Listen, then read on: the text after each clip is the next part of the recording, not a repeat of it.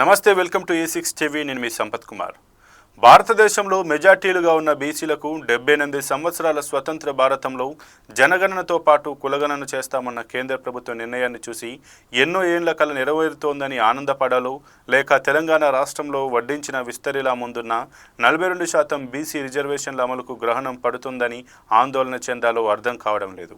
కేంద్ర రాష్ట్ర ప్రభుత్వ నిర్ణయాలతో వారిలో ఒక పక్క ఆనందం, మరో పక్క ఆందోళన ఉంది. తెలంగాణ రాష్ట్రంలో బీసీ రిజర్వేషన్లకు సంబంధించిన 2 బిల్లులకు తెలంగాణ శాసనసభ ఆమోదం లభించింది. ఈ బిల్లు ద్వారా విద్యా ఉద్యోగాల్లో బీసీలకు 42% రిజర్వేషన్ కల్పించేందుకు అవకాశం ఉంటుంది. అలాగే తెలంగాణ రాష్ట్ర ప్రభుత్వం ఇప్పటికే స్థానిక సంస్థల్లో బీసీలకు 42% రిజర్వేషన్ కల్పించే బిల్లును సైతం అసెంబ్లీ ఆమోదం తెలిపి పార్లమెంటుకు పంపింది. తెలంగాణ ప్రభుత్వం తీసుకున్న ఈ నిర్ణయంతో రానున్న స్థానిక సంస్థల ఎన్నికల్లో బీసీలకు 42% రిజర్వేషన్లు అమలు కాబోతున్నాయని గ్రామీణ పట్టణ స్థానిక సంస్థల స్థాయి బీసీ నాయకులు ఆశల పల్లకిలో ఊగుతున్నారు. ప్రస్తుతం కేంద్ర ప్రభుత్వం ఎన్నో ఏండ్లుగా బీసీలు డిమాండ్ చేస్తున్నందుకు గాను జనగణనలో కులగణన చేస్తామని ప్రకటించింది. కేంద్ర ప్రభుత్వం చేసిన ఈ ప్రకటన వల్ల ప్రస్తుతం స్థానిక సంస్థల ఎన్నికల్లో బీసీలకు 42% రిజర్వేషన్లు అమలవుతాయా? జనగణనలో కులగణన పూర్తయ్యే వరకు బీసీలు 42% రిజర్వేషన్ల కోసం ఆగాల్సిందేనా అనేది అర్థం కావడం లేదు.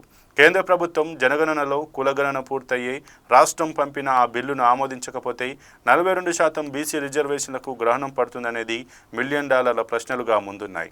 ఉమ్మడి ఆంధ్రప్రదేశ్ రాష్ట్రంలో పంచాయతీరాజ్ చట్టం ప్రకారం 1994 ప్రకారం బీసీలకు 34% రిజర్వేషన్లు అమలులో ఉన్నాయి. కానీ 2019లో ఎస్సీ ఎస్టీలకు స్థానిక సంస్థల్లో ఇచ్చే రిజర్వేషన్లను 16% నుండి 27.21% పెంచింది.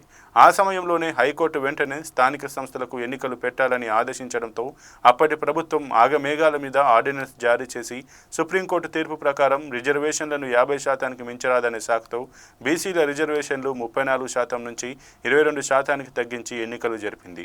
దీంతో బీసీలు 3-4 ZP chairman, 5-6 municipality chairman reserve స్థానాలు, పదుల సంఖ్యలో జడ్పీటీసీ, ఎంపీపీ రిజర్వ్ స్థానాలు, వందల సంఖ్యలో ఎంపీటీసీ, సర్పంచ్, కౌన్సిలర్ రిజర్వ్ స్థానాలు, వేల సంఖ్యలో వార్డు మెంబర్ రిజర్వ్ స్థానాలు కోల్పోయారు. ప్రస్తుతం తెలంగాణ రాష్ట్ర ప్రభుత్వం చట్టం ప్రకారం కులగణన పూర్తి చేసి బీసీలకు 42% రిజర్వేషన్లను ఖరారు చేస్తూ బిల్లులు ఆమోదించి కేంద్రానికి పంపింది. పార్లమెంట్ ఈ బిల్లులను ఆమోదించి 9వ షెడ్యూల్లో చేర్చినట్లయితే బీసీలకు 42% రిజర్వేషన్లు అమలు అయ్యేవి. కానీ కులగణన డిమాండ్ దేశవ్యాప్తంగా ఎక్కువ అవుతుండడంతో జనగణనలో కులగణన చేపడతామని కేంద్రం ప్రకటించడంతో తెలంగాణ రాష్ట్ర శాసనసభ పంపిన బిల్లును అంగీకరించడం దాదాపు అసాధ్యమేనని అంటున్నారు విశ్లేషకులు. కేంద్రం ఆ బిల్లులను ఆమోదించకపోవడం, అదే సమయంలో స్థానిక సంస్థల కాలం పూర్తయి చాలా కాలం కావస్తున్నందున రాష్ట్ర ప్రభుత్వం స్థానిక సంస్థల ఎన్నికల నిర్వహణ ప్రయత్నాలు ప్రారంభించింది.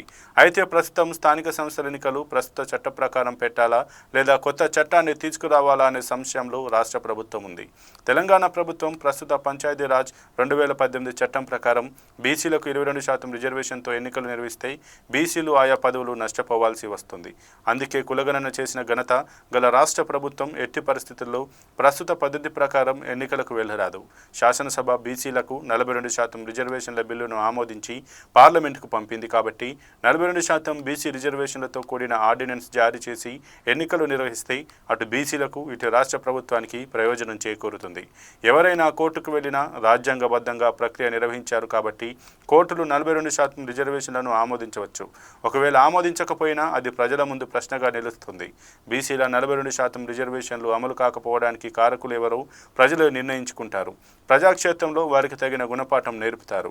ఏదేమైనా చాలా కాలంగా ఉన్న జనగణనలో కులగణన డిమాండ్ను కేంద్ర ప్రభుత్వం అంగీకరించినప్పటికీ క్రెడిట్ అంతా తెలంగాణ రాష్ట్ర ప్రభుత్వానికే దక్కుతుంది. ప్రస్తుతం 42% బీసీ రిజర్వేషన్లను అమలు చేస్తే ఆ క్రెడిట్ కూడా తెలంగాణ రాష్ట్ర ప్రభుత్వానికే దక్కుతుంది. ఒకవేళ 42% బీసీ రిజర్వేషన్లు అమలు కాకుంటే చిత్తశుద్ధి గల రాజకీయ పార్టీలు బీసీలకు 42% స్థానాలు కేటాయించాలి. లేదంటే బీసీ సమాజం ముందు ఆయా పార్టీలు దోషులుగా నిలబడాల్సి వస్తుంది.